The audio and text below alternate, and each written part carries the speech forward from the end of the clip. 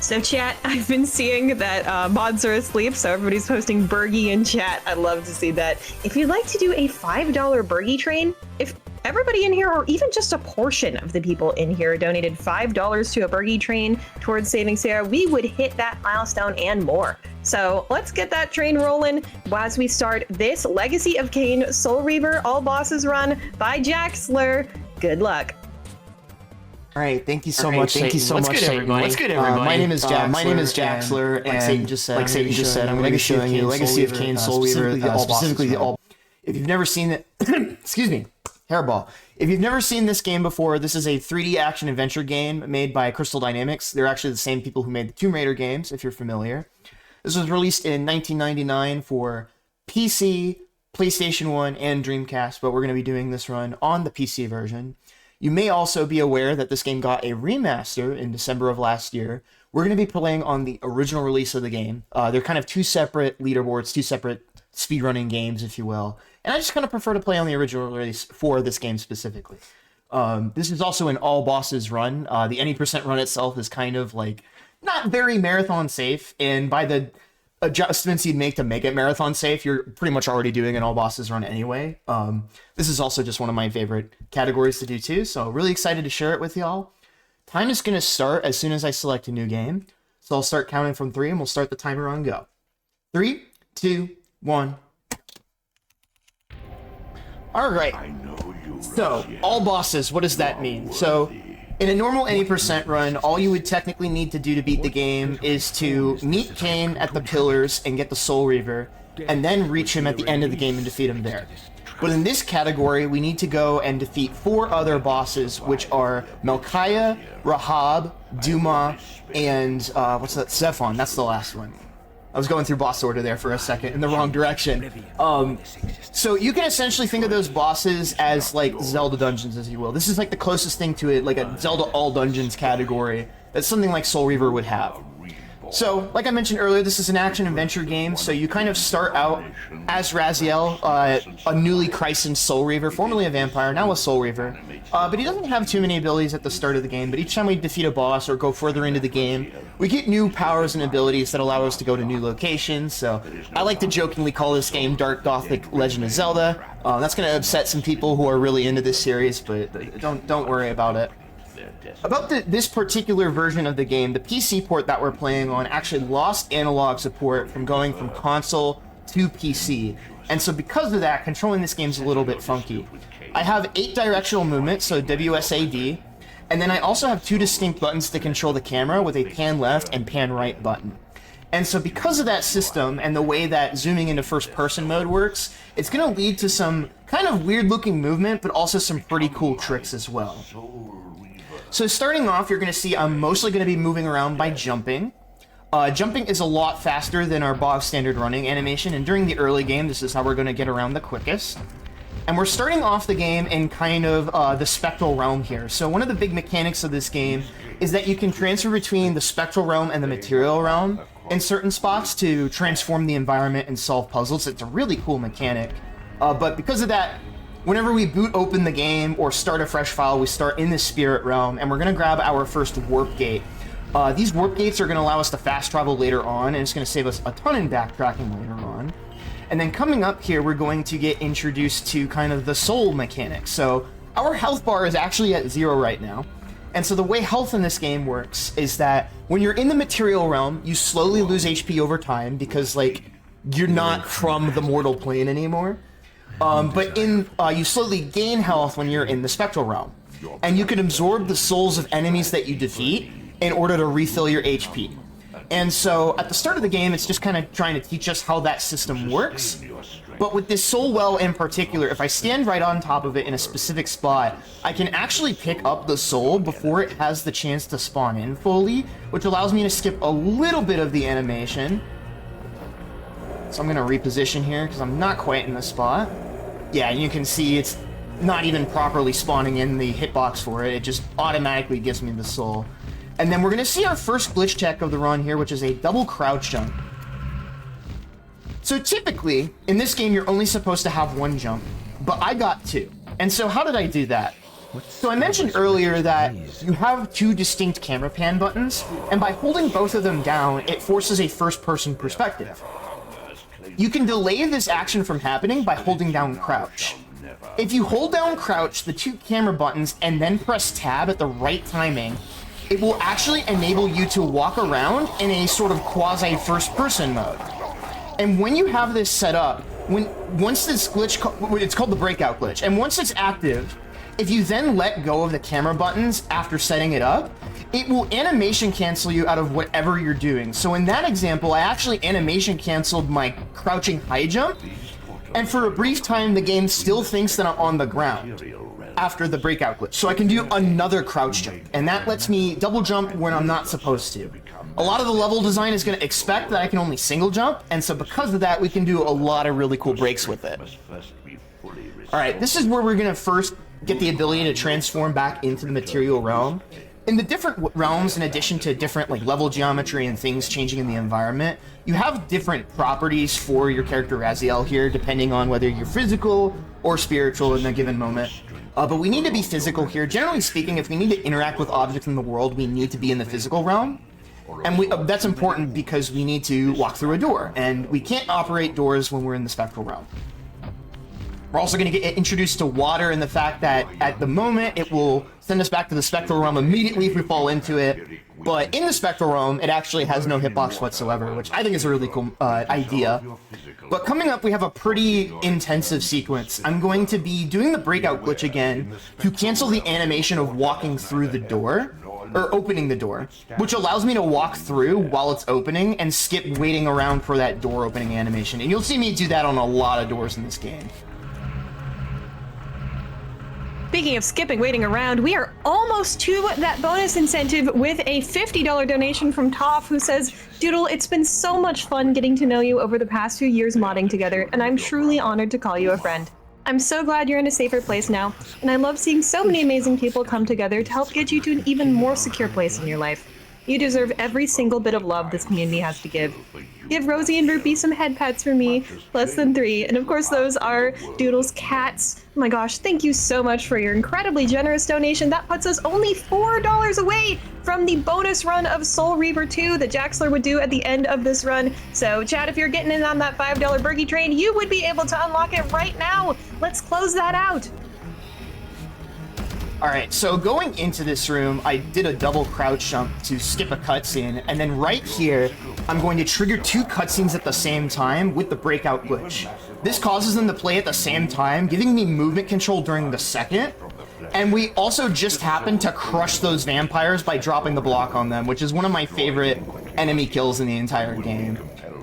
And now we're going to see a very major glitch coming up here called time stop. This is frame perfect, so this will probably take me a couple of tries to get. We'll see how this goes.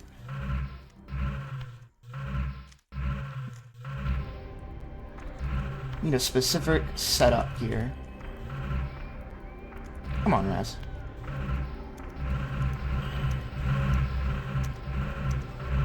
Alright, there we go. So you're going to notice now that I am walking around with this menu open, which is not supposed to be possible. I'm going to press tab twice next to this block, very, very important step. And with this glitch setup, it's going to look really funky, but it's going to allow me to do something really cool called a teleport. Just like that, and we're through the wall. So, dang. I activated a glitch called time stop by going onto that loading zone. Essentially, I was standing Raziel between a loading plane, where as his hitbox shifts during his idle animation, he's sort of straddling the line, so he goes in and out of one part of the loading zone to another.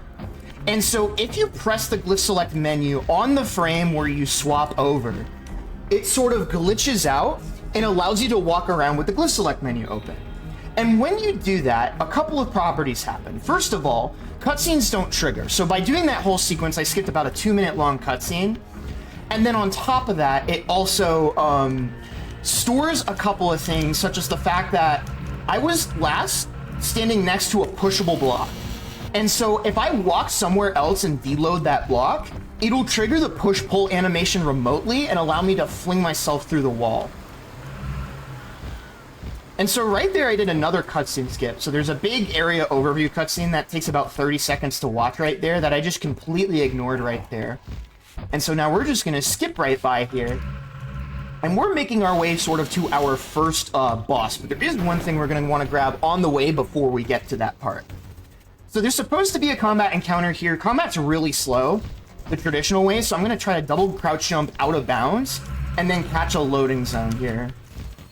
There's no way that reaches. Yep, okay. So I need a lot of height here to get this to work. So let's see. That should be good. There we go. We'll take second try. So this allows me to go into an unloaded section past the gate and then reload it just like that. Loading zones in this game are sequential, meaning that you need to trigger them in order for the next place you want to go to load in properly. So if I do some of these like out of bounds tricks in the wrong way, I will just start walking into unloaded parts of the map and not be able to progress any further. So we're doing these door glitches again, where I am, again, going into this breakout glitch and then trying to open the door, and then letting go of the camera buttons to gain movement control during that animation. And right here, for example, it'll just let me phase right through this one. And then I'm going to try to go for a double crouch jump here after manipulating this enemy. One thing to... Oh, there we go. Good save. Weird ledge grab there. One thing to note with the breakout glitch is if you take damage, it will cancel it. So you have to be careful with some of the enemies in this game that they don't bother you. And then in a moment, we're actually going to be intentionally swapping back to the spirit realm. This is partially so we can heal up for later. It'll just make things a bit more convenient. But this will also prevent a specific cutscene from loading in, so that I can do this out of bounds trick with a double jump midair with the breakout glitch in order to get over this wall and skip it entirely. And then I'm going to be going for another breakout glitch, crouch jump into normal jump this time in order to get over this cutscene trigger. Should be good. There we go. And then we're going to swap back to the material realm. Again, that's why I healed up earlier. You cannot go back to the material realm unless you're back at full HP. And then we're going to do another double crouch jump shortcut, just like that.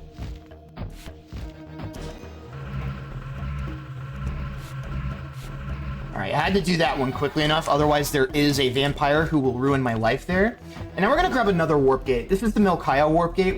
We skipped another one on the way just because we don't really need that one. But we're going to be fast traveling back here a couple of times coming up, and it's going to be really useful. Alright, so I'm going to do another door animation cancel right here, if Raz will let me. Thank you, Raz. Oop, wrong way. So this is something that can happen sometimes if you're... because every time you do this glitch on one of the doors has like a different camera angle assigned to it, you kind of have to be ready with the movement there a little bit. So if we're talking about Zelda dungeons, I just skipped about half of the first dungeon. With that double crouch jump alone, there's a big long block puzzle segment that you're supposed to do that I ignored completely. And then I'm going to do a... You can kind of see the intended path over there, but that's really slow. They put a nice little platform over here for me. And then right here, before we continue with the rest of this sort of Zelda dungeon, we're going to jump out of bounds and land in this tunnel. This thing we're about to grab is normally only accessible after getting the upgrade from the first boss. It's dungeon item, if you will. But we're going to ignore that completely because this is going to let us get the Force Rune. Now, casually, the Force Rune is kind of useless. It's the first spell you get, and it's not very powerful. But it is crucial for this run. It allows us to do a very powerful... glitch, which is a big reason why I like to run this on the original release of the game. On top of that, I'm also going to be going for a frame perfect cutscene skip where if I pause on the frame that I get this pickup, it'll let me save and quit and leave a bit early, but good chance I don't hit that. So while I'm sitting up for this and kind of doing that save and quit, Satan, if you have anything you'd like to plug, now would be a good time for one or two quick ones. Oh, absolutely. So, chat, I just want to remind y'all that we would get that bonus run of Soul Reaver 2 by Jaxler by the end of this run if we get just $4 more to the marathon to get us to 1.1k. So let's go ahead and do that ASAP. And there's another really good reason for why we'd want to do that ASAP, because we just opened a Pet the Bugs incentive for Kabuto Park happening later today. And chat, this is another steal.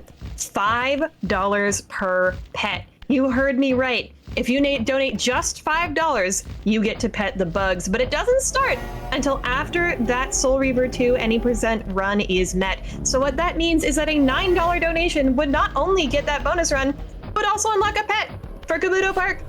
So, chat, you know what to do. We gotta get this done, and we gotta start getting some pets for not only Sarah's lovely cats, but the bugs too. Alright, gamers, so this is my favorite glitch in the game. I'm not going to explain how this works until we get to the first boss, but all you need to know is that with that thing that I got, it's going to allow me to fly. And very specifically, it's going to let me fly up and over this wall. And the flight glitch in this game is very fast, so it's going to let me get up ease as well as horizontal ease, for lack of a better term. But all you need to know is I'm going way out of bounds here by flying over the wall in the collision, and I'm looking to land in this tunnel. We're going to jump around and fly through the side to avoid unloading it until right about now. Alright, so unfortunately I accidentally canceled my flight glitch there, but we have made it to the first boss already. So, I just flew around at the speed of light. How the heck did I do that? So that spell that we got, the Force Glyph, we can do a breakout glitch to animation cancel that spell cast. But when you do that, it's essentially, like, the game really wants to cast the spell because you interrupted it, right? And so the moment you step forward and open up the Glyph Select menu again, it's going to start playing that animation to try to cast the spell. And so if you then trigger that animation and pull the tab menu back up, it will lock you into this super fast, higher animation speed. And that has a bunch of different properties that'll be useful to us later. But if we do a crouch jump, press glide, and then another couple of buttons midair, it plays our slow descent hover animation backwards, which allows us to go up. And then we can use that to fly around and do all sorts of crazy stuff. And that's a big reason why I like to play the original release of the game, is that glitch doesn't really work properly on the remaster for some reason. There's a couple other differences on the remaster between this release and that, even though the remaster is a pretty much like almost the exact same game. With a nicer coat of paint, but there were some changes as well that make that flight glitch not behave properly. And so because of that, I love being able to fly, so that's a big reason why I run this OG version. But yeah, we're going to be seeing that flight glitch a lot. It is going to be, going forward, our fastest way to get around, and it also lets us get to our first boss, Melchiah, here. So this is the intended first boss, and he can be a little annoying sometimes. So I'm going to attempt to wait here for just a brief moment in order to manipulate his AI so he doesn't hopefully get stuck. Perfect, we got the fast cycle there. So we're going to close the gate on him, jump over this gate right here, and this will hopefully manipulate him into roughly a straight line so that he comes immediately towards the other side so he can rinse and repeat him here. Good, so I see him, so I'm kind of having Raziel face towards the camera here so I can see where Melchiah is going a bit better, and I do have to get here quickly enough. Here comes Melchiah for round 2. He's going to do a little flippity-floppity. Sometimes he likes to misbehave even if you technically do everything right, but luckily for once in a marathon run, he actually decided to behave. So while I'm waiting for that cutscene to trigger, I go ahead and hop into the middle here, and then to activate the last bit of this boss fight, we just lure him into the center. And you're going to notice as well that he kind of is able to phase through these metal grates. And so each of the bosses in this game, rather than having like a Zelda system where like you complete a dungeon and part of the way through you find an item that lets you do the rest of it, you get an item after you beat the boss. So a bit more of a Metroidvania type of deal, right? And so we're going to gain his ability to phase through those metal grates, and we're going to really, really want that early on, because it gets a lot of progression in this game, actually. And so that's going to be our first boss. A little bit of a flashing lights warning coming up. Every time I get a new ability from a boss, there will be kind of this glowing soul particle effect. And so because of that, it can kind of cause some photosensitivity issues. So once we grab it, we'll be fine, and I'll let you know when that's over. But while we're kind of sitting through that, Satan, do you have anything more you'd like to plug here? Let us know what we're donating towards. Oh, absolutely. We've got a $4.20 donation from Seldom Seen Kid who says $4 mode. And what that means is we have unlocked the Soul Reaver 2 bonus run. Let's go, chat. Let's go, chat. That's Thank absolutely you so much. Incredible. Woo! I'm so excited to see that, and if you're excited to see that too and you want to donate towards this run, which you should because this is obviously incredible, a reminder that we have now unlocked the ability to start petting those bugs in Kabuto Park. $5 per pet. So that means if you're going $5 mode or more, Those are pets for the bugs. Let's pet those bugs. Absolutely. So this, right now, the game is telling us what this new Metroidvania upgrade does, but we're not going to use it quite yet because we are just going to save and quit. We're going to do this a lot throughout the run because it's just a lot faster than kind of going through the reverse way through the dungeon we just came through.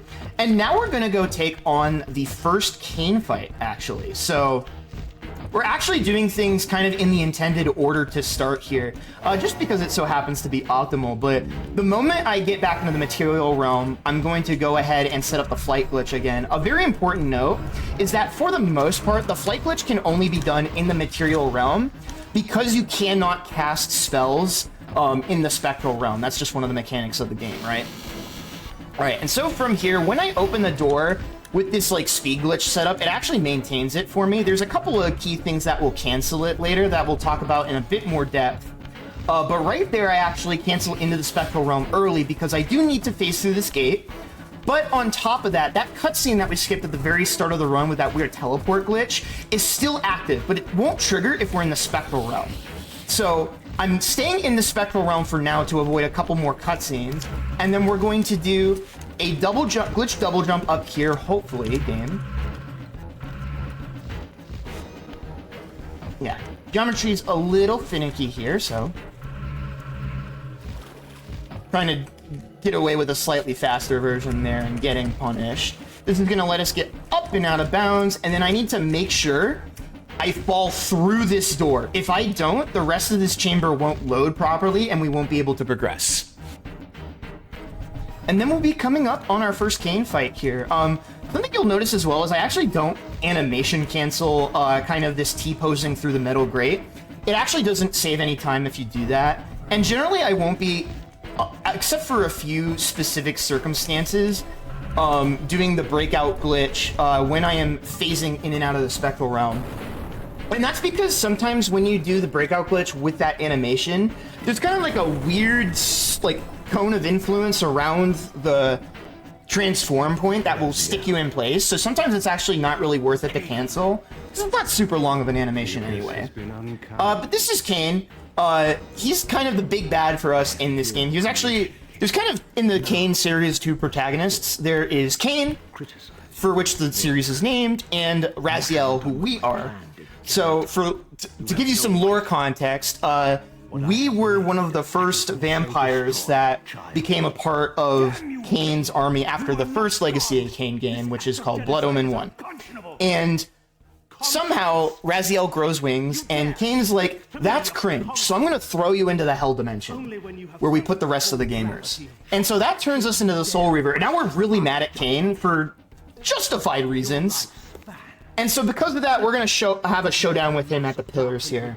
And it turns out that both of the Kain fights are probably the easiest boss fights for the speedrun strats, at least. Casually, they can be kind of annoying if you don't know how they work. But the way that Kain works, essentially, is that he will always spawn in an opposite position to you in the arena that you're standing in. So if you stand in the same spot every time while he's starting to phase in, you can run to him while he's phasing in, poke him, and then run away to reset the manipulation. And you can essentially cycle through all three of his hits really quickly by doing that before he has the chance to attack you. And if he does attack you, it'll probably put you straight back to the spectral realm. It's pretty deadly, but we're chilling here for a little bit. Like I said, this fight's really not that crazy. So I'm just going to make sure that I put my money where my mouth is and don't accidentally mess this up. I have done that before in marathon runs, and it is a little spooky. Also, huge shoutouts to like the writing and voice acting in this game. That's one of the things that I love about this game. It's just all the, in this whole series, like all the cutscene dialogue, the writing, the lore of this place called Nosgoth. So cool. All right. So as we go here, gonna flip the camera around immediately. He's gonna spawn right behind me. Oh, 2 jumps backwards, and then turn around. This will spawn him in the same spot again. And then we loop one more time. And that's the fight just like that. All right, so we're gonna be getting the Soul Reaver out of this exchange. We need this in order to get to one of the bosses. It's also a hard requirement to unlock the door to the final boss, which is this guy, but again. And so I'm just going to warn you right now, is during some of this part of the cutscene, eventually there will be some flashing lights. So there will be a character that we'll start talking to in a bit who's a ghost lady. Once we see her, then the flashing lights warning will be kind of gone for the time being. But Satan, we've got a while here before we get into the really hard stuff of this run. So Satan, the floor is yours. Oh, absolutely. So we want to see those pet bugs, right, chat? Every $5 that we get between now and the time that we are going to do that in Kabuto Park, which is in just a couple of runs away, will be a pet the bug. And that is automatic. You don't have to click anything additional in the donation page to be able to donate for that. So let's get that $5 train rolling, or maybe even more for more bug pets, because I'd love to see those bugs get pet. And as a reminder as to why we are donating, Doodleplex, aka Sarah, is the person who we are benefiting here today at Saving Sarah. She is housing insecure due to a tough familial and relationship situation, and we want to help her get back on her feet. Housing insecurity is a huge problem for many people, and it's very difficult to access in the United States. The problem is even worsening every year. According to Habitat for Humanity's State of the Nation's Housing Report in 2025, more than 20% of all types of housed people were cost burdened, and that housing prices continue to increase relative to incomes year after year. We can help each other become more housing secure with mutual aid and community support, like we're doing here at Saving Sarah. So not only are we getting bug pets, come on, chat, I would love to see those bugs get pet. But also we are helping a wonderful member of our volunteer community, gaming community, and a person who is just absolutely wonderful and full of life. She's got cats as well that we're helping too.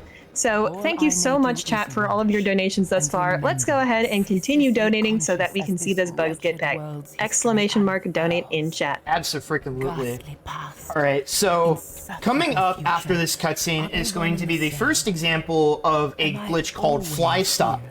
And so, as the name might suggest, it is a combination of the flight glitch and time stop. And for the longest time in this game's history, they were mutually exclusive, because you could not cast the spell to set up the flight glitch during time stop because the menu's bugged. But then attempting to do time stop while you have the flight glitch active would cancel your flight glitch. But it turns out that there's kind of two steps to the flight glitch. There's priming the flight glitch, and then actually doing that step forward and opening the tab menu like I mentioned to activate the speed up. So what I can do is prime the speed glitch, activate time stop, and then take the step forward and do the flight glitch. And that will allow me to fly around with the properties of time stop, allowing me to essentially fly through cutscenes. And this is going to be really important coming up, because I'm going to be attempting to fly through essentially a 2-minute long area overview cutscene that's really long. Obviously 2 minutes is a pretty long time for us speedrunners, so trying to get under the roof here, and then I'm going to need just a second to concentrate here. This particular time stop setup in particular is a bit tricky. I'm also going to go ahead and save just in case. And then I'm going to sneak to try to line myself up with a specific camera angle. Okay, second try is very good. So there's that step forward. And then you're going to see I have that super speed glitch. And then now we're just going to fly through here. This is a lot faster movement than I had a little too much speed than I was comfortable with, actually. So, crazy concept, I know. Alright, and then we're going to try to fly up and through a hole in this grate. Non-zero chance that I crash here, but hopefully the game is nice. Didn't crash, awesome. And then we get through this door, and we just skipped a 2-minute long cutscene and a bunch of other lore and puzzles and stuff. So that was really clean. All right. Nice. So give me just a second. I accidentally realized that weirdly enough, I take off my 1, 2, and 3 keys typically when I run this game, because I'll accidentally press them while moving around on the keyboard and like undo a split. And that's exactly what happened to me. So I was like, why am I +5? And I'm like, oh, it undid my Kain 1 split. But essentially, we're not even supposed to be here yet, right? We're supposed to go do the second boss, Zephon, to gain the ability to climb up certain walls and get to this spot. But we really want to have this ability, telekinesis, before we get there. So we're actually going to go on our way to the third boss before doing the second, which I think is pretty dope. And so what I'm going to do here is I'm going to go forward a little bit to bait out a projectile shot. and then try to manipulate him into swinging at me. Oh, he didn't even swing at me. That's totally fine, because we just want to stab him. If he hits me, I pretty much instantly die. So really good that that didn't happen. Bit of a flashing lights warning here. Again, I'll let you know when it's over. We're just going to grab telekinesis, which is maybe my favorite upgrade in the game. It allows us to have this projectile attack that we can shoot out in order to push things remotely. If we have the Soul Reaver equipped, it does a ton of extra damage too. It's a really, really fun upgrade. And this is kind of the part of the game where I'm like, once you get here casually, I think it really turns up how fun this game is. There's the end of your flashing lights warning for this bit. We're going to immediately see that get put to use, and we're also going to need this for the next boss, Rahab. We're going to go ahead and manually transform to Spectral, because normally falling into the water here would instantly just make me go Spectral, go Ghost for lack of a better term. And that animation is just a lot slower than doing it manually. And then there's a big puzzle in this room where you're supposed to shift between physical and spectral in order to adjust platform heights in order to get through here. But I can just fly right past it. And then right here, what I'm gonna do is I'm actually going to animation cancel out of the plane shift animation in order to start the T-pose animation a bit sooner. And then we're going to do some more glitch jumps here. Breakout jumps, please, game. You have to get those done pretty quickly. I was actually over-buffering a little bit just because when the tab menu is up, it prevents the enemies there from moving. And if they touch me, I won't be able to as quickly get back to flying. And then we're going to fly over this river canal area, just like that. And then we're going to be setting up for actually what was the first ever time I discovered Fly Stop, which was to try to skip the area overview cutscene for the Drowned Abbey, which is kind of like the third Zelda dungeon of the game. So we're going to open that door for later, because otherwise the actor that we want won't move properly. And saving again here just for safety's sake, I'm going to try to set it up on this scene here. You can kind of see where the textures change. That's where I want Raz to move from left to right.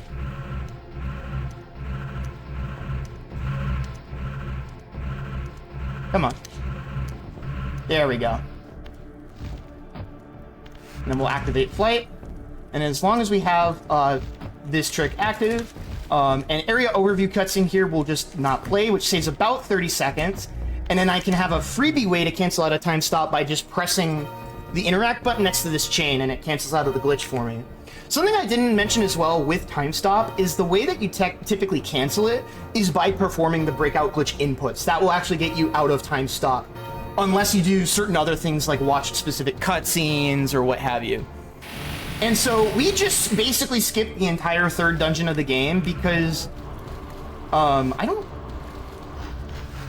gonna just go ahead and cancel that. I was actually intending to cancel this transform animation, but I beefed it, so I accidentally just set up for the flight glitch. But I don't want to accidentally have it primed and be a problem for later, because sometimes this game can act in strange and unusual ways.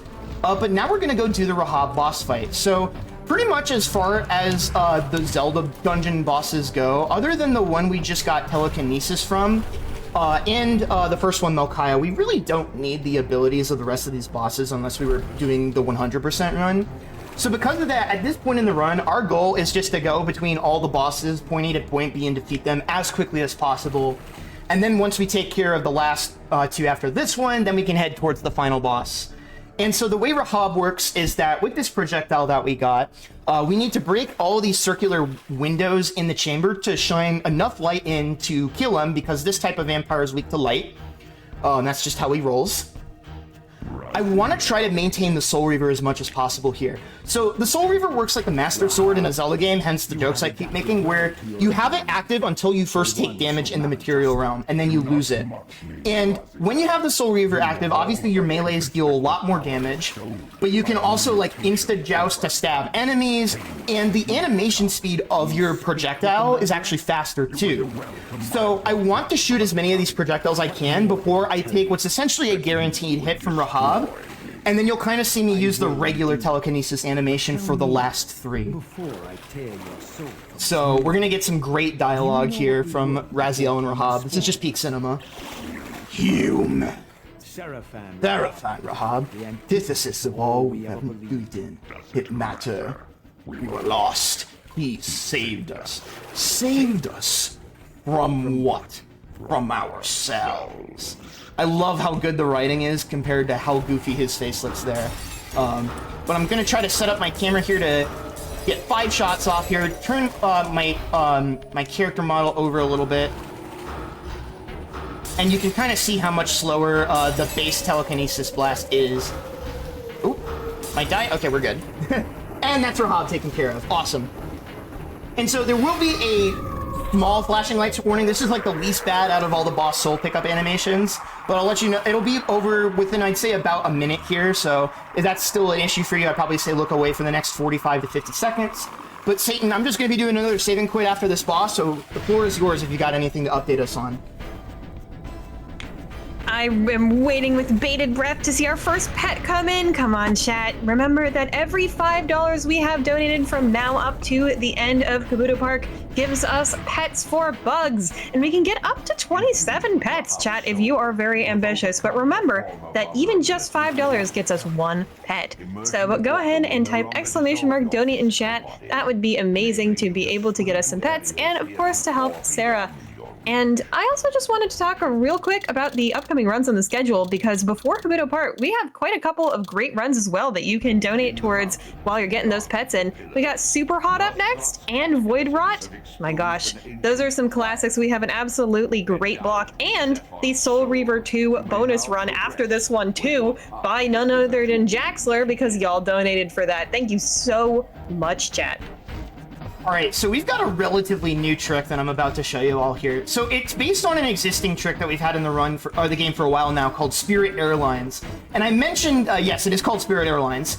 And so normally I mentioned that because you can't cast spells in the material realm, or only in the material realm, that you can't get the flight glitch going in the spectral realm. But there's a couple of exceptions to that rule, and we're going to do one of them here. So I'm going to prime the flight glitch and then walk back through the metal detector. I actually named this setup TSA pre-check for that reason. And by priming the trick in the material realm and then forcing a oh, you know what? Okay, I beefed it, but I'm going to go back up and set it up again because this would be my first time showing it off in an all bosses run. And I'd really like to show this one to y'all. So what we're going to do is we're going to go through the metal, we're going to go through airport security, swap back to the physical realm, and then we're going to set up the flight glitch. We're not going to proc it yet. I almost did out of habit. We're going to walk back into the spectral realm through the abyss warp gate, take the step forward, and then the reason I lost my flight glitch there actually is that certain animations can cause you to lose your super speed state. And one of those happens to be being in your walking animation for too long, strangely enough, I know. And so because of that, I have to be very deliberate with some of my micro spacing and movement to make sure I accidentally don't lose my flight glitch too early. And I'm actually going to manually transform back here because we need to be in the physical realm here. This is also why we kind of needed to do Kain before coming this way, is because we need the Soul Reaver to open this door right here. And so the Silence Cathedral is probably the hardest section in the run as far as flight movement goes. And so because of that, there may be some moments where I just stop talking. But this is where we get to see something really powerful. I've been doing it throughout the run and I haven't really had time to explain it. Something called wing smashing or wing pumping, where after I get a lot of height in the super speed state, if I have it bound to right bracket, it's essentially a button that lets you stall kind of your horizontal momentum mid-air while gliding downward slowly. And if you press that mid-air with a specific rhythm and timing, you can actually use that to stack flight speed. And so because of that, if I manage it properly, I can get some really fast flight speeds through here, but it's really tricky, and certain slopes will actually cause me to leave that animation because it thinks I landed on the ground. So gotta be pretty careful here. So I got a bit of a slow height here. That's something I'll talk about in a moment when I hit another cutscene. That's the flight I'm looking for. So you're gonna see we're gonna go so fast, and if you actually go too fast there, it forces like a mini cutscene to make the game like slow down and load. And normally there's a lot of puzzles in this Zelda dungeon, for lack of a better term, that require you to activate gusts of wind to get up, but we don't need wind to get up. We have glitches. And so because of that, we're going to fly up there, and I guess now is a decent time to start talking about the different types of flight glitch setups. So I'm going to be referring to it as a fast flight or a slow flight. And so depending on your timing of the inputs, whenever you perform the flight glitch, you will either get a lot of upward speed like that, or you'll get kind of like either minimal upward speed or are really like kind of just going in a straight line, hovering horizontally. And so that is something that you can, if you're really, really good, and it's something I always still try to work on, you can manipulate intentionally. And so in this area, we really want to time it so we get fast upward flights, because we want to go up as quickly as possible. But in some other instances that I'll cover later, you actually don't want a lot of vertical height, because it can actually kind of get in your way. And, oh, unfortunately I took a hit there, so that very rarely happens, but it's not something that hasn't before. And then we're going to attempt the hole-in-one strat. Oh, I had the height, but I accidentally turned the wrong way, so... A lot of dangerous enemies in here. Like I said, this trick in particular is one of the biggest barriers to getting a good split through here, because you have your turning while you're flying is pretty limited. We're gonna just take the slow flight, and this actually this is embarrassingly slow. All right, let me shut up for a second. Yeah, there we go. Okay, that's what that's supposed to look like, but. And then you can see with the wing smashing here, I can just fly right into the boss. And this is also going to look really funny because the super speed glitch is still going into the cutscene.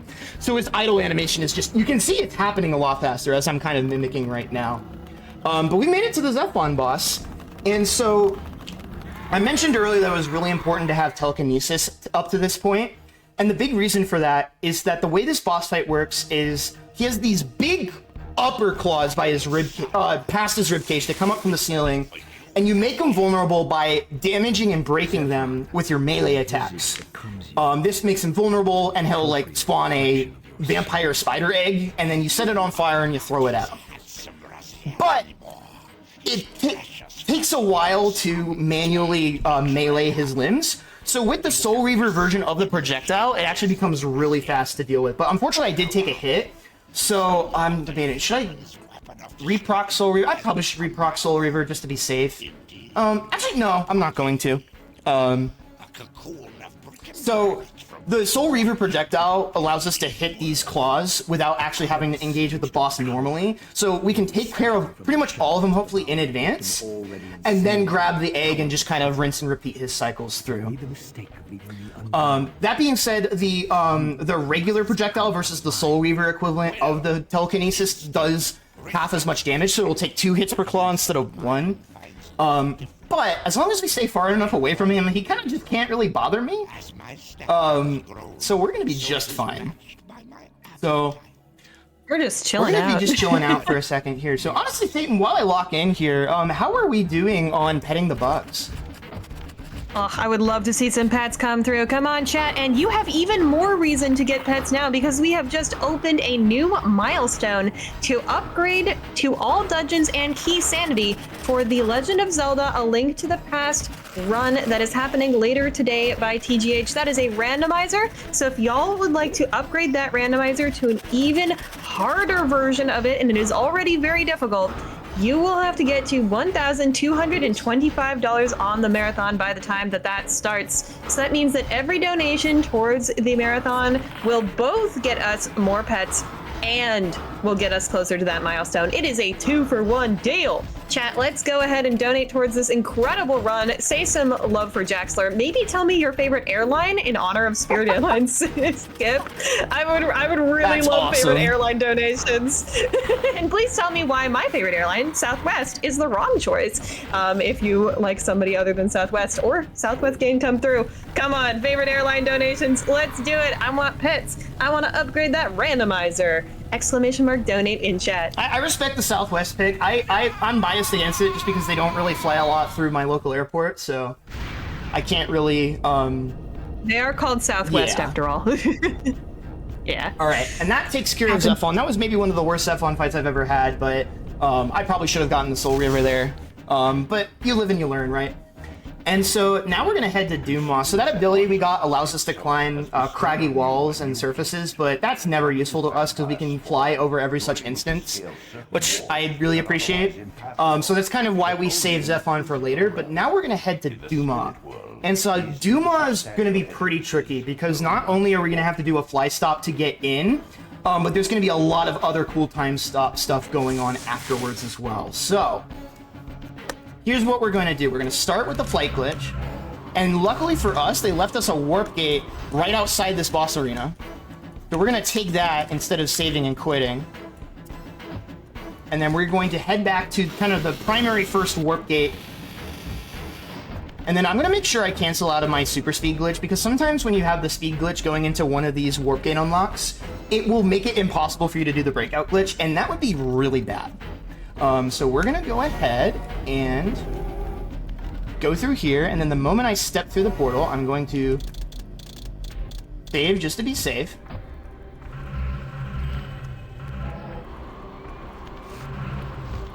The flight glitch one more time through this hallway. It's pretty tricky to do it in hallways like these because low ceilings can basically restrict the amount of timing you have to get the trick to work. But we saved Doom off for last. Some of the late game boss ordering has to do with some of the cutscenes that you get from the Ancient One or the Elder God in whenever you save and quit to reload. We route it in such a way to minimize this. Okay, here comes the fly stop setup.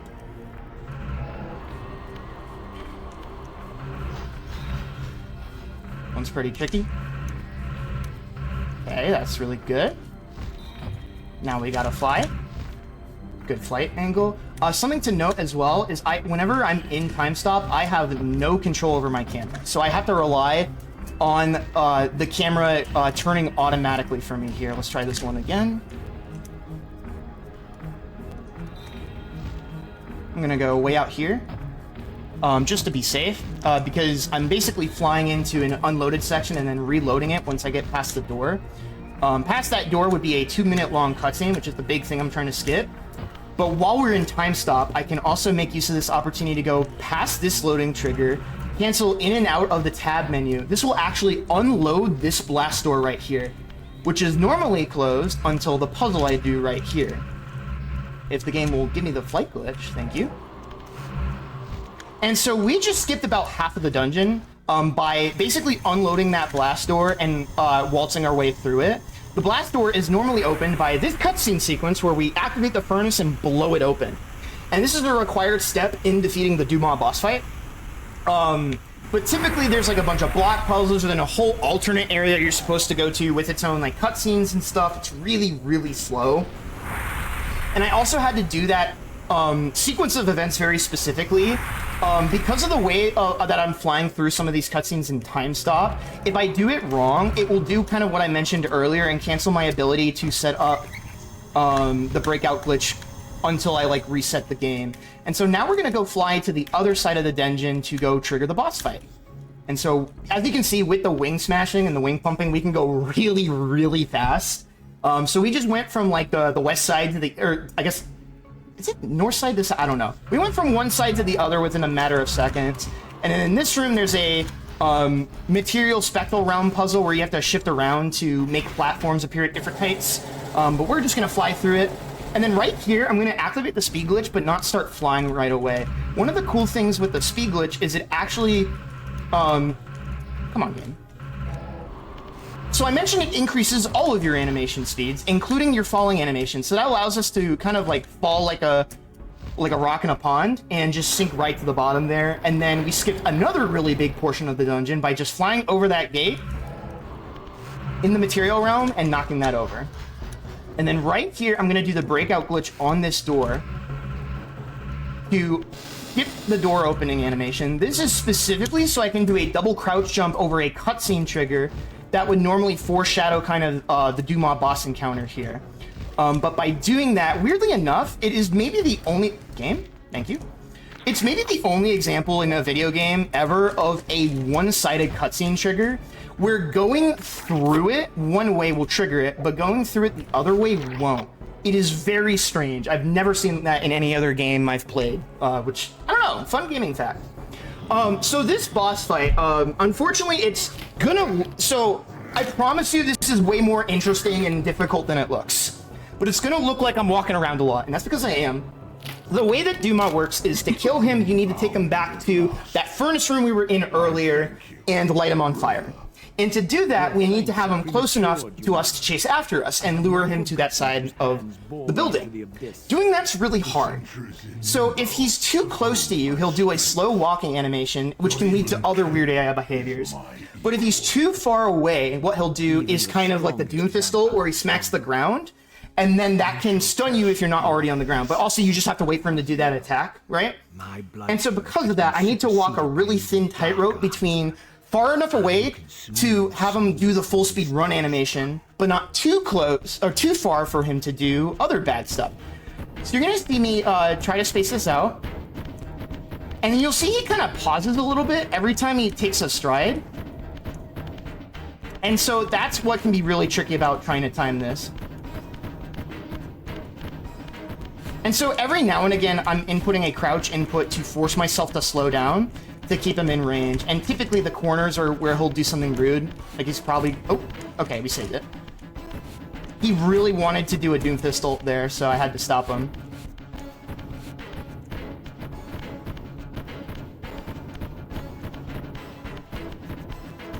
So again, the platonic ideal here is that he stays in this running animation as much as possible, and when he does that slow walk there, I have to slow myself down because he will get too far away.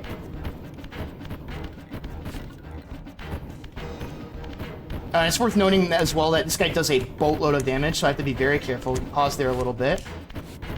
Okay, and once we're in this tube, we're pretty much safe to go, as long as I don't mess up my timings here too much. So I'd say every second or third stride, I'll do a quick crouch input to kind of reset the follow distance threshold. And so now, he's going to waltz into the room. I'm going to jump. So that's that Doomfistle. We're going to toss this and light him on fire, and that's Duma. That was pretty solid. Okay, not too bad.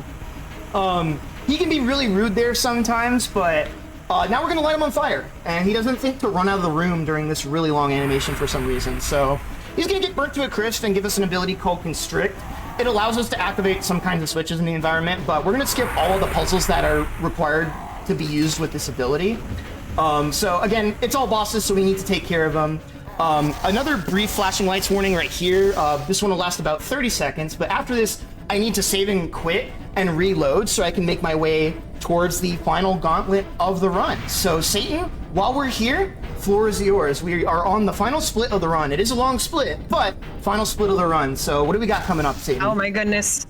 So Chad, that means you have just a limited time to be able to donate for those favorite airline donations in honor of our Spirit Airlines skip here. And towards both, it's a 2-for-1 right now. Petting the bugs in Kabuto Park and upgrading our randomizer settings in The Legend of Zelda: A Link to the Past run. That upgrade, by the way, would add 20 whole minutes onto the schedule for today. So that is a lot more of Saving Sarah that you'd be able to get. And it makes that randomizer much, much more difficult. So we get to see TGH's full skill on display. But even though we're working towards that at 1,225 on the whole marathon, just donating $5, just $5. If you've got, you know, if you're down to skip your coffee the next morning, or if you find a $5 bill on the couch and you're like, well, what the heck do I do with this? You can donate it towards Saving Sarah. Then you would get a bug pet for the Kabuto Park run coming up later today. In just a couple of runs, it's really not going to be that long until we get to Kabuto Park. So let's get that $5 train rolling. Let's get those pets. And I want to hear about your airlines. All right, we're going to save one more time here just for safety's sake, because if I mess some of this up, it will force me to reload the game. But we've got a really cool... Raz, want to go through the door, buddy? All right, thanks, man. So, coming up, we're gonna see a really cool suite of glitches here called telestabs. If you remember the very beginning of the run where I did a weird teleport in time stop by triggering the block, push, and pull animation remotely, we're gonna do a very similar thing, but with the stabbing of vampire through the heart animation with the Soul Reaver. And so with that, this will hopefully allow us to skip basically all the puzzles in what would be Ganon's Tower. So right here, this sundial is what you're supposed to use Constrict on. But we can fly over the wall. And then we're going to wing smash a little bit more. And then we're actually not going to see the flight glitch for a little bit more after this, because we're going to go into time stop. And it is going to be technically a fly stop setup, but we're going to delay actually setting up the flight glitch until the very end of it. So here we go. Need to focus here for just a second. This next sequence is really tricky. So we're looking for time stop. Okay, second try is really good. Then we're going to go over here and press tab twice next to this enemy. This is going to store in the game's memory, while time is frozen, that I am next to that particular mob. And so by triggering different loading zones in a specific order, every time you see the screen for the glyph select menu flicker, that's me going over another loading zone. If I press jump and stab, I'm going to fly through this door just like that. And now we're going to do another one where a frame after pressing J, I'm going to try to pause the game in order to make this one work. Not going to work, unfortunately. It's a bit tricky. I have to time my unpause in a very specific way. And that lets us get right through that door. Awesome. We will definitely take second try. And remember, the game still thinks we're standing next to that enemy that we set up. So that's still stored in memory. But by continuing to go over some loading zones, so for example, I'm going to go 1, 2, 3. That's going to set up the coordinates that I'll teleport to when I next perform a telestab. So right here, we're going to go into this corner and jump and stab. This is going to put us right through this wall and skip some more puzzles. And then we're going to do a double telestab here to skip 2 sets of rooms here. And it's important that I jump before telestabbing, otherwise I'd be in free fall. So this lets me essentially get coyote time here. Just like that. And so that's it for that telestab chain. Now we are going to talk to this guy who's going to be like, "Argh." And then that resets kind of my stored coordinates. So when I go over this loading zone, I will telestab to the left, right over here. And that lets us skip a lot of the platforming in this room. And then with a cheeky little timing on my glide, we can float up that ledge. And then we're going to do one more telestab right here on this guy. We'll see what kind of sound he makes. All right, silent treatment. That's fine. And then so right here, I'm going to try to go for the slightly... well, actually, no. No, we'll go for the fast version. I was like, I'm going to go for the safer version, but I haven't practiced the safer version. So it's like, is it worth practicing or doing a safe version if you haven't practiced it? Anyway, I'm just going to press J and fall through the floor. And then motion sickness warning, because we're about to fly. That flight glitch we set up earlier is now going to come into play, and we want a high-speed upward flight ideally. This should allow me to wing smash 3 times and get maximum speed. Didn't quite get it. I had it there, and then yep. Okay, so I lost my flight glitch, so that's really unfortunate, so we're just gonna have to walk. So actually don't need to worry about the motion sickness here. So unfortunately because of that, we're just gonna have to take the walk of shame, but ideally you'd fly through here and it'd be really cool and fast. Well, either way, the big key is to have time stop while we're here, because this allows us to skip a whole bunch of cutscenes through here. So I guess while I'm taking the walk of shame here, Marcy, if you wouldn't mind putting me out of my misery and letting us know how we're doing on maybe petting the bugs, or maybe what we've got coming up on the schedule. Bug pets, bug pets. Chat, as a reminder, $5 per pet. It's literally a steal. We need those pets for Kabuto Park. And if you donate towards getting those pets, you do also donate towards our milestone to upgrade that incentive, or for upgrade that, sorry, randomizer run for The Legend of Zelda: A Link to the Past. That is, by the way, just one run after Kabuto Park. We get Kabuto Park and then Untitled Goose Game and then that run. And we gotta get that upgrade before that run starts. So chat, it looks like we've got a long time. If you go ahead and type !schedule in chat, which you should do, because we have a lot of amazing stuff coming up later today, including our horror block as we go into October. That's going to be so much fun. But we actually don't have a whole lot of time to get that money raised for Sarah to make sure that she can become housing secure once again.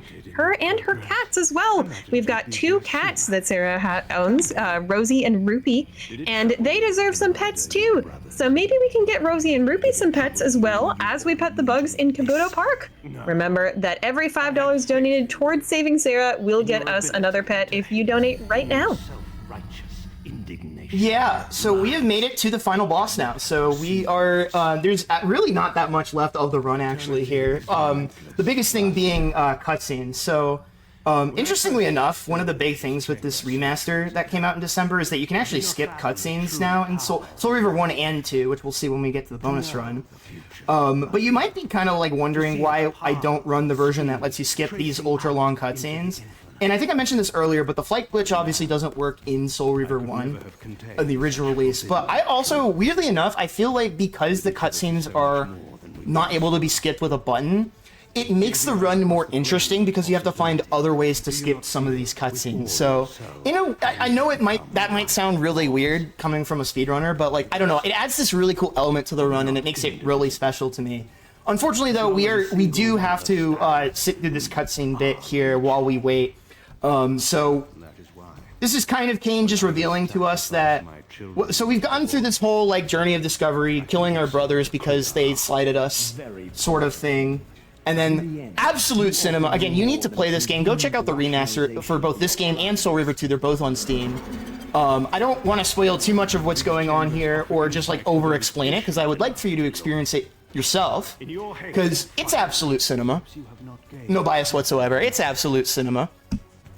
But on top of that, I guess right now I can kind of explain how this boss fight's going to go. It's going to act very similar to the first Kain fight, except it's a bit different. Instead of running in specific spots to manipulate him, I'm going to hold very still, and then if I do that and get to him quickly enough, I can hit him before he can hit me. Now, if something bad goes wrong, it will get really messy really quick, but hopefully that won't happen, right? So we got a little bit more here. So again, if you're watching this event, please consider donating to help out our friend Sarah, aka Doodleplex, amazing member of the community. I'm really glad that we're raising money to help make her living situation a lot better. And on top of that, there's so many other cool incentives and stuff that you should like donate to and stuff. I'm totally not biased. It's a 2-for-1 right now. Exactly. And you don't even have to click anything extra when you donate to get in for that 2-for-1. It is pets and upgrade all in one. It's free real estate. Pretty cool. It's free real estate. That's right. Let's get some donations in. And also, this has been just an amazing run. Jaxler's so talented. You can tell that he's put just like everything into this run. No, I really mean it. Like, it's just so obvious watching you play this game, and really any game, but especially this one, just how much you love this speedrun and how much you've really worked to improve it. I appreciate that. I definitely want to see chat give Jaxler some love while we finish out this run here, and while we get into the bonus incentive that y'all unlocked very soon for the sequel to this game. Oh yeah. So y'all got a little bit more time to donate for Jaxler. Let's get some Jaxler love and donations. And you're gonna love that bonus run, by the way. If you thought this run was broken, just wait till you see Soul Reaver 2. Different flavor of broken. I did, so I'm not sure I'm ready. You await my latest move. All right, here we go. So first phase here, we're gonna wait for him to teleport in. Poke. And then he's gonna teleport over, do a little transition cutscene bit. And so time will actually end for this run on final hit, but we've got 2 more hits, because again, it's a Zelda boss. 3 hits and you're done, rule of 3s for Zelda bosses. This one in particular, again, I'm just gonna wait. He's gonna teleport up there, but that's bait. Don't listen to him. And then we'll jump up here trying to avoid a ledge grab. Smack him just like that. And then we got 1 more hit. Time is coming up very soon.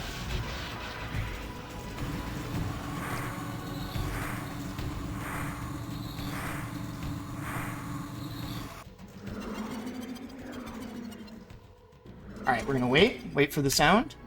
There we go. And fine. GG's. GG. And that was Soul Reaver all bosses done in an hour and a minute and change. All right. Not bad, Jaxler. Yeah, we'll take Let's it. go. So played that a lot safer than I normally do, just because things have been funky a little bit, and also the new Spirit Airlines trick. But yeah, that was Soul Reaver 1, all bosses. Thank you all so much for having me. I want to shout out the Legacy of Kain series speedrunning community, specifically Crispy Taco, Vakedos, Tromboncino, and Demented Spatula. No, Demented Salad. Wrong username. I think. I probably got that wrong. Don't worry about it. But you know who you are. Shout outs to them, and especially Vakedos and Tromboncino for teaching me a lot about this game and how to get good at it. I would not be as good at this game as I am without their help, and I am super grateful for them. That being said, I'll say this after Soul Reaver 2 as well, but if you're interested in any of these games, there is a giant Legacy of Kain series Discord. It's not just a speedrunners thing, it's also just a giant community hub. You can find a link to it on the speedrun.com page for Soul Reaver 1 or any of the Legacy of Kain games. If you have trouble finding it, just let me know and I can shoot you a link. But with that, that's going to be the end of the Soul Reaver 1 portion of this. Alright, we're going to need to go ahead and cut to a quick break so I can swap games here because I've got an incentive to show y'all. So stay tuned and we'll get right back to you. That's right. We are going to take a quick little break to set up that bonus run that y'all unlocked for Soul Reaver 2, but we will be hanging out here until then. So chat, as a reminder, we are donating to help our friend Doodleplex, aka Sarah, aka Doodleplex, get back on her feet after a tough situation that is sort of, familial and relationship-wise. I'm sure a lot of us can relate to having your lives upended by some difficult interpersonal situations, and Sarah is having a tough time with that too. So we are here as a community helping her get back on her feet, make sure she is housing and financially secure, and it isn't just for Sarah as well. I know I've been talking about it a lot, but I am a huge fan of cats. I love cats. Cats are the best, and she's got two. Doodleplex has two cats, Rosie and Rupee, and she also has a lot of other love in her life. Of course, all of us, her volunteer and speedrunning friends, but also an adorable nephew who she can't wait to introduce to speedrunning. So let's go ahead and help Sarah have a better, more secure life and be able to, do what she loves without worrying about where, everything comes from for how she's going to be safe, have a roof over her head, and more. We want to make sure that she's got peace of mind and can communicate, and can participate to the fullest in the community. ! Donate in chat. And as a reminder for things you can pet, just like Sarah's cats, we do have a $5 per pet incentive open right now for Caputo Park, and that's just a milestone.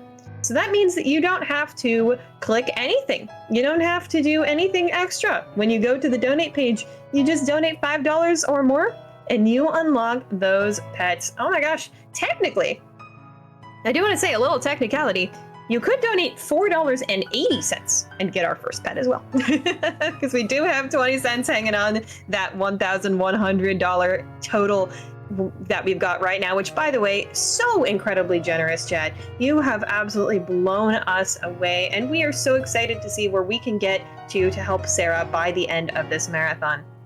And as a note for that, you can also type !schedule in chat to see all the amazing things coming up. We are just getting started here at Saving Sarah. We've got several more days left of our marathon. We're going to be running through the end of the day Sunday, and we've got some amazing stuff coming up for y'all. Just today, we've got the Legend of Zelda: A Link to the Past randomizer later, which we actually have a milestone open to upgrade to make it even harder and longer, which is really cool and exciting. We've also got Horror Block later in the night. Oh my gosh, so many horror games. From Still Wakes the Deep to 2 Silent Hill titles to Amnesia the Bunker. It's just going to be an absolute riot tonight with all of those horror games. I know entering into October, we're all starting to feel the scary, scary vibes. The Halloween spirit is starting to, creep around and infect us all. So I'm super excited for Horror Block. I'm sure y'all are very excited for Horror Block as well. It's going to be so much fun. And that's just today. We've got all sorts of amazing runs coming up throughout the week. You can see that whole schedule at !schedule in chat and get excited for your favorite runs. Although, of course, also get excited for what's coming up right now because you do not have that much more time to donate for more pets in Caputo Park. We got to get those pets started, chat. Because I know the Valiant Son, aka Jess, is going to really want to pet as many bugs as we can possibly pet during that game. $5 per pet. If you got $5 lying around, if you can spare $5 or even $4.80, we can get those pets started. Let's do it, chat.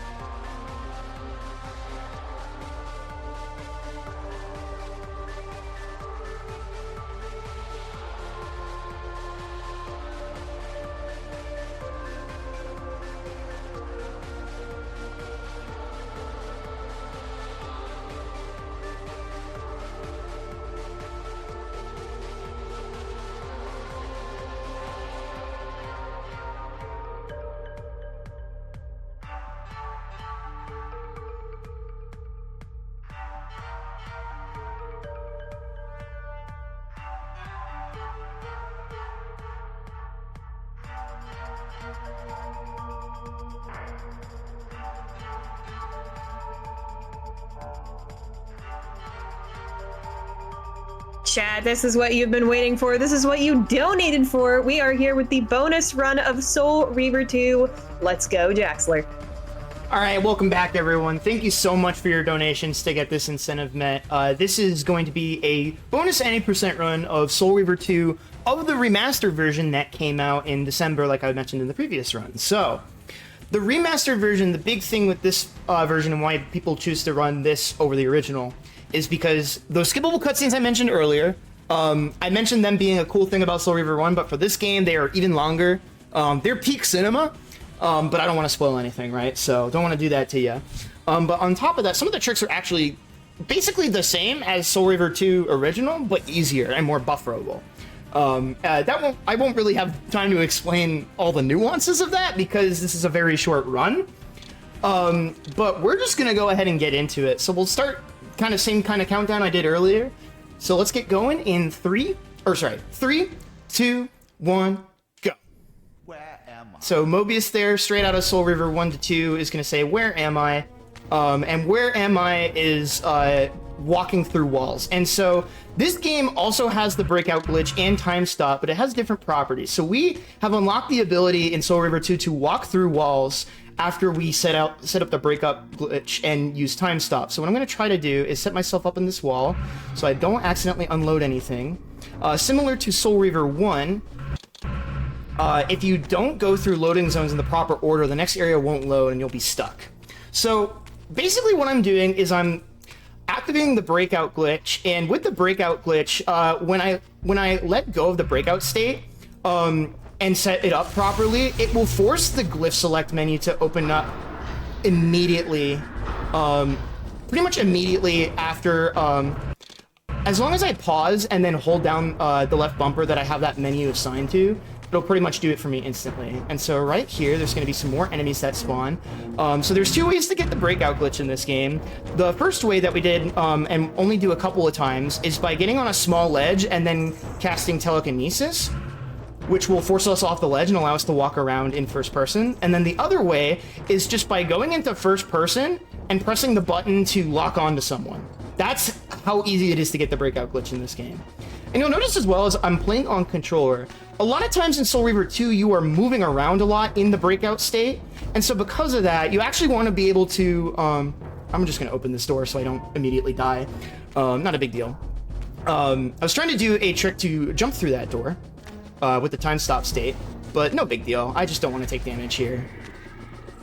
So we're going to get it set up again here. And then every time I want to do something with like time stop, I'm going to double tap this glyph select menu to sort of prime the no clip glitch for time stop.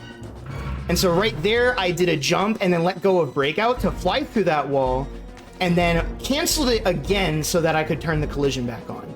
So whenever I'm walking around, and you'll see this with the next time stop walk through walls trick. Oop, there we go. Had my buttons a little mixed up there from playing Soul Reaver 1. But essentially, whenever you jump, when you're in like this walking through wall state, once you've jumped, you will fall through any floor that there is, or that you're headed towards. And so because of that, I need to make sure that I don't jump. But similar to Soul Reaver 1, it's much less prominent in this game, but jumping is the fastest form of movement. However, it also is technically, if you mash a direction, it actually like interrupts your walk animation in such a way that makes that faster than jumping. But that's actually banned in speedruns for this game because it sucks. So we're gonna be jumping around a little bit.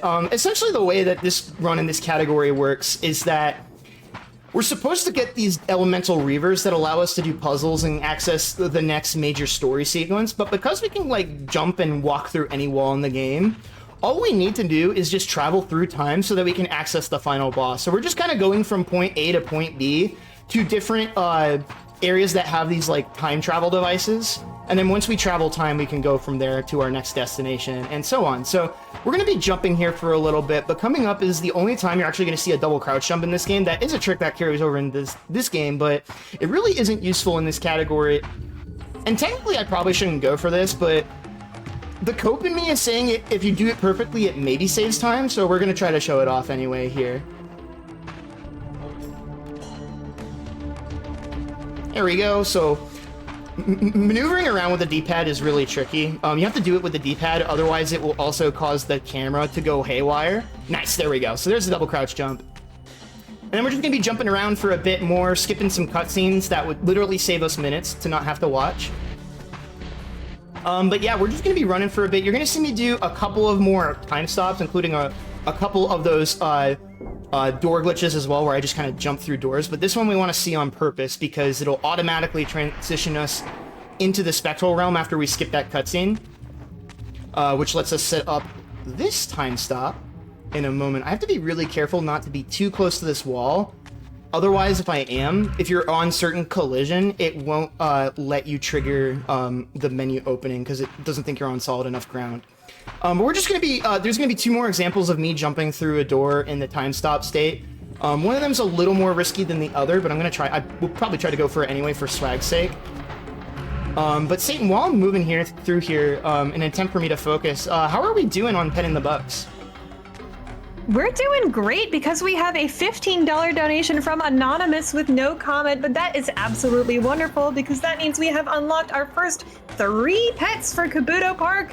So we've got 3 pets for bugs right now. That is absolutely amazing. $5 per pet. Thank you so much, chat. And that goes all the way through basically the end of Kabuto Park. So that means we have time to get even more pets than that. We've got 3 so far, but we could get up to 27, chat, if you would like to get us there. So go ahead and donate using !donate in chat to help Sarah get more housing secure and for us to be able to pet more bugs and unlock that randomizer change. All right, so right here, because I unfortunately took damage, I will need to heal back up. So one thing you'll see me do here, because there is going to be a bit more swimming in this game, or in this run, compared to Soul Reaver 1, I'm going to be alternating between mashing crouch and the A button to swim faster. This actually allows me to kind of cancel the breaststroke kick animation into itself a little bit and move me just a little bit faster through the water. And when possible, I'm going to try to swim actually, because it is a little bit faster than walking around here. But coming up, so with the very first trick that we did to walk through walls, we already skipped 2 of the elemental reavers, and typically once you have one of these elemental reavers active, it allows you to interact with certain puzzle objects in the environment, and coming up is a spot where we would normally need the dark reaver in order to build a light bridge. That was very rude of you, game. There we go. And so using another time stop airwalk, I'm going to try to skip it. So do a specific swim setup right there to grab that ledge and skip some platforming. We're going to get breakout glitch right here. And then we're just going to go ahead and jump along, or walk along this way. And then we've just crossed that gap without ever having to worry about that. And now we're going to be climbing up here. So we're actually going to see the climbing animation that we unlocked in the all bosses run, because we don't have a flight glitch in this game, unfortunately. And so now we're going to climb all the way up here, and this is going to be our first bit of time traveling, but we're normally supposed to get an upgraded Reaver called the Air Reaver that unlocks access to this section. So right here, what I'm going to do is get Breakout off of this enemy, walk partially through the door so that he's close enough in range for me to get the Breakout glitch again. Right here, you're supposed to use the Air Reaver to create an air vent to get up and over here. But we're just going to walk across it instead. And with that, we have successfully crossed over into this time travel device. Now, normally in the original version of Soul Reaver 2, we would actually do another time stop to walk through to the other end of this time portal, or time device rather. But because we can skip cutscenes in this version, it's actually much faster to just eat the cutscene and then walk away. So now we've gone through time, and we're going to go the reverse of the way we came. But it will be a little bit different because certain things like the water levels have changed. So we're going to have to do some slightly more weird and difficult strats in order to get back. But we've done all the time traveling we need to do now. So in this version of Nosgoth, we can actually go ahead and take on the final boss here. Holding Y to skip here, and then we've got a little bit before I do anything more crazy. So Satan, if you got anything more to plug, the floor is yours.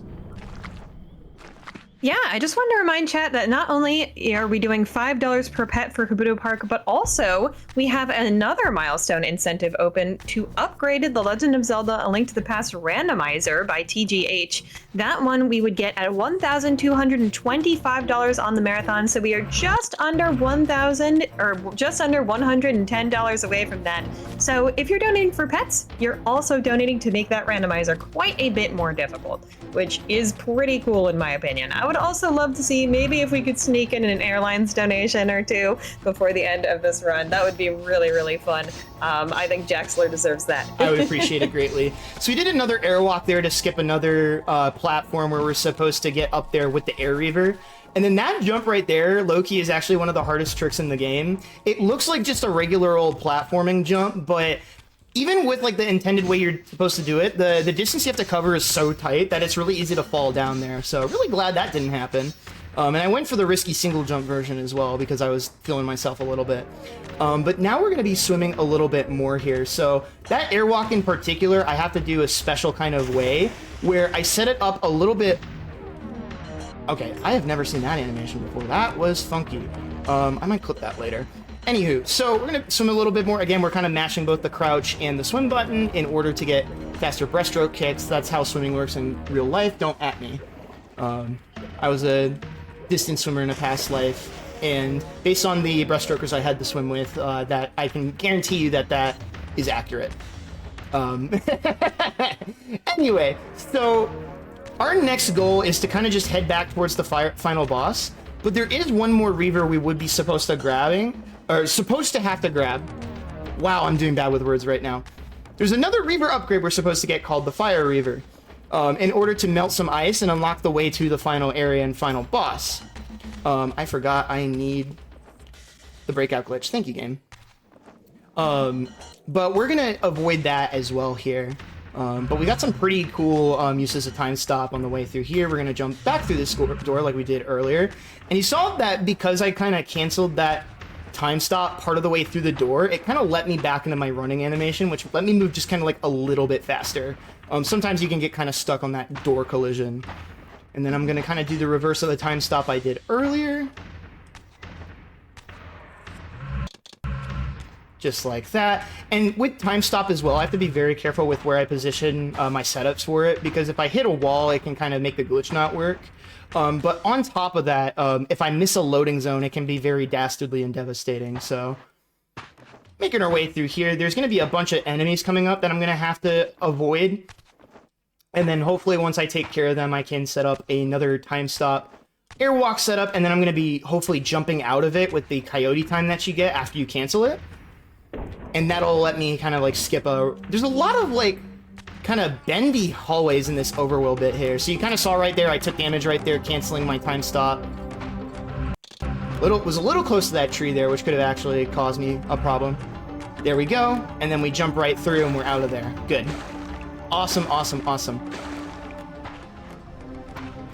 And so coming up, so one of the side effects of the way we went about skipping the early game is that we never saw an intended cutscene, which kind of impacts the way the Soul Reaver works in this game, where you can activate and deactivate the Soul Reaver at will, but if you use it too much, bad things will start to happen, essentially, as a way of kind of balancing how ridiculously good the Soul Reaver was in Soul Reaver 1. And so because we skipped that cutscene, we actually have our Soul Reaver, once we save and quit, in a state that they kind of have the Soul Reaver at to have it mimic the Soul Reaver 1 equivalent before you go through that cutscene.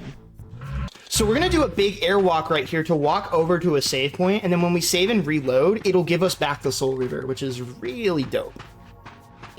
And then after that, we're going to skip having to get the Fire Reaver. So we're going to fall down here, and then as soon as I confirm the save, I can quit and reload. Just like that. And you'll see now I am at full HP and I have my Soul Reaver, which is awesome. And so right here, I'm going to go for the, you can either do this with a typical time stop walk, or you can do the hard strat, which is what I'm going to try to go for here. Oh, I missed it. Okay.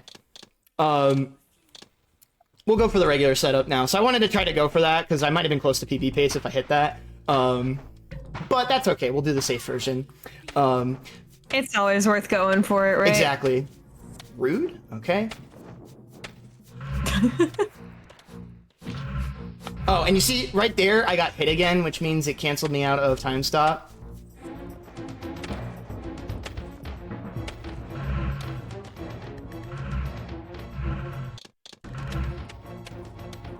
Okay. So sometimes with the analog input, when you're in time stop, it'll cause weirdness to happen. There we go. So what happened there is when I did the door jump, I actually canceled it too late, and so because of that, I missed the loading trigger, and I couldn't go back to grab it, so that's why we did it like that. And then right here, we're going to do a really fun time stop airwalk chain. So we're going to do it through this wall to avoid those enemies and opening 2 doors, and then there's a cutscene where these enemies right here ambush you. Their AI isn't loaded, but they still, like, the game still registers them as enemies, so I can get the breakout glitch off of them through that wall. And then there's a cutscene that plays after you go through this door where you get kind of hardcore pranked by Mobius, but we can completely skip that as well. And this causes these high-level enemies, who I won't spoil who they are, because I want you to play this game too. But they cause them to not aggro, so it's a really quick setup to get time stop and an airwalk again. And this will be the last time stop of the run. We have already made our way over to that boss door, pretty much. And so time is actually going to be coming up pretty soon. Because we have this version of this cheater version of the Soul Reaver, this fight is going to be comically easy compared to how it is casually. And so all I need to do is just smack him 20 times in a row to stun lock him. So 2, 3, 4 times on fun. I hit 5, 6, 7, 8, 9, 10, 11, 12, 13, 14, 15, 16, 17, 18, 19, time. GG. GG. I renounce you. And then we get the hardest line ever. I'm not going to tell you who that final boss was or any of the context story-wise for that, because to me, Soul Reaver 2 is just peak video game storytelling. But yeah, that is how you can beat Soul Reaver 2 Remastered in half a lunch break. What was my final time out of curiosity, Satan? I didn't have a timer going. That's a 15:41 for you. Okay, that's pretty good. All right, nice. All right. Hey. Well, yeah, that was Soul Reaver 2 Remastered. Thank you so much, everybody, for donating to get this event, as well as just everyone who's organizing the event for having me. It's a pleasure and a privilege. Continue to support Sarah as well. It means a lot to everyone involved here. If you're interested after the event, make sure you watch the rest of the event. But after the event, if you want to see more of what I do, you can find me at twitch.tv/Jaxler1. But other than that, please keep donating so that more bugs can be pet, because that would make me happy. And my friend Jess is doing that run with that incentive, and it would also make them very happy. So make some people happy, okay? But other than that, thank you so much for being here, everybody. Enjoy the rest of the event, and have a great weekend. Peace. Well, thank you so much, Jaxler, for those runs. 2 runs of Soul Reaver 1 and 2 Remastered. Absolutely fantastic work. And those are so much fun to watch. Thank you so much for being here. While we set up for our next run of Super Hot, oh my gosh, one of my favorite games. I'm so excited to see it speedran by the great Artisiol. It's a fun name to say. We are going to take a quick little break. So chat, remember to go ahead and take care of yourselves. Do a nice little stretch, touch some grass, unshrimp yourself, and maybe donate towards saving Sarah, because every $5 that we get right now towards the event gets us a bug pet for Kabuto Park. We will be back very, very shortly.